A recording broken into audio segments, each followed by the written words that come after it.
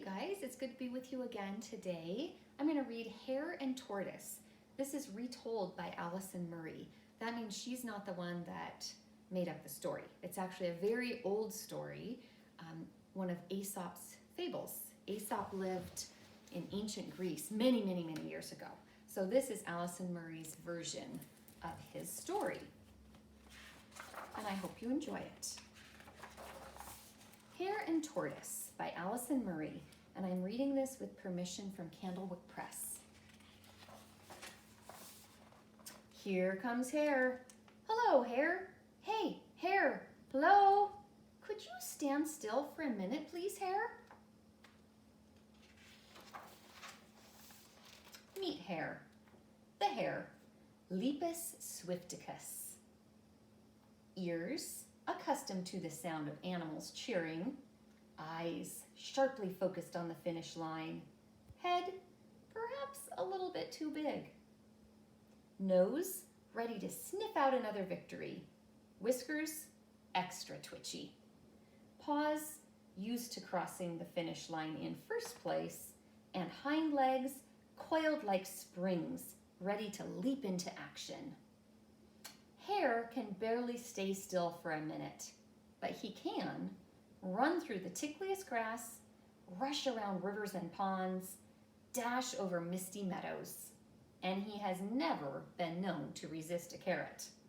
I'm the fastest on the farm. No one can beat me, says Hare. Today, Hare will be racing Tortoise. Has anyone seen Tortoise? Tortoise, where are you? Ah, there she is.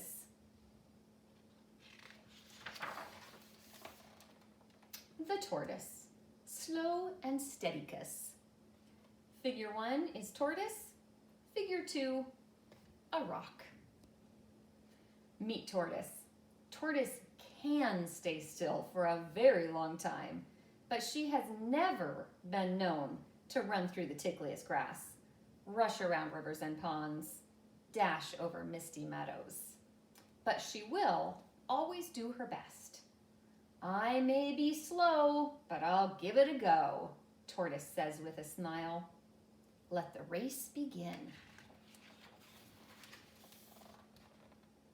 Let's race to the gate, says Hare with a twitch of the whiskers. First one there wins, so that'll be me. We'll see, says Tortoise.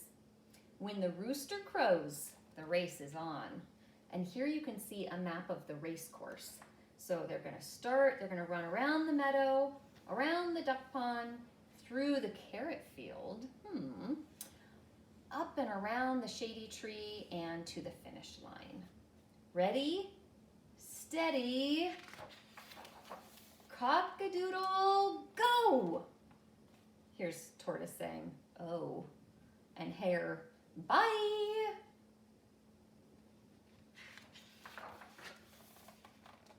Hare races through the tickliest grass. I'm so fast, I fly past, sings Hare. Tortoise trundles through the tickliest grass. I may be slow, but watch me go, hums Tortoise. Hare is out of the meadow and zipping past the duck pond. I'm so fast, I fly past, sings Hare. Oh dear, Tortoise is not out of the meadow. I may be slow, but watch me go, hums Tortoise. Hare reaches the carrot field. Remember, Hare can never resist a carrot. I'm so fast. Huh? Carrots? Gasps Hare. Tortoise is miles behind, so I'll have time for a few nibbles and a tiny nap under the shady tree. But where is Tortoise? At last she trundles out of the meadow. She tootles around the duck pond. She tiptoes through the carrot field. Just look at her go. And right past Hare, who sleeps on, dreaming of winning races and animals cheering.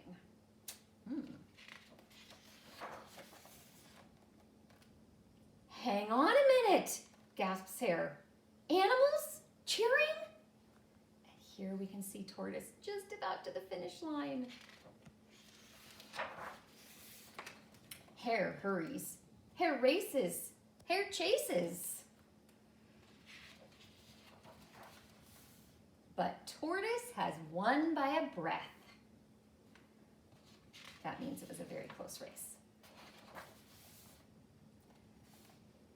Hare, you may be fast, says Tortoise, but I walked straight past. Poor Hare, he's not used to losing. Never mind, Hare. You might just win next time, says Tortoise. Come on. Race you to the lettuce patch. I love how they end as friends. Tortoise is a great sport. So that was Hare and Tortoise by Allison Murray. I hope you enjoyed it. There's a lot of fun things that you could do with this book since we've all got a little bit of extra time.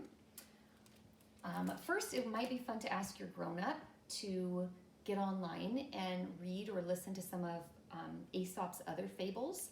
There's a lot of really good ones. And you know what? This is a fable. That's the genre. And a fable always has a lesson to be learned. So what lesson did you guys learn from Tortoise and Hare? If you've got a grown-up or someone in your house, you could tell them right now. I think the big lesson in Hare and Tortoise, and you maybe have even heard this expression, slow and steady wins the race. That came from this story. And that means that it's always better to take your time and be careful and do things right instead of rushing through just to get done as fast as you can and making a bunch of careless mistakes. So that's the lesson that we can learn, or the moral of the story. Something else that might be fun is, I love this page right here where we've got the hare and we've got these labels, this diagram. That could be fun. You could draw a picture of a pet or another character or even yourself or a family member or a friend, and then you can give these little descriptors.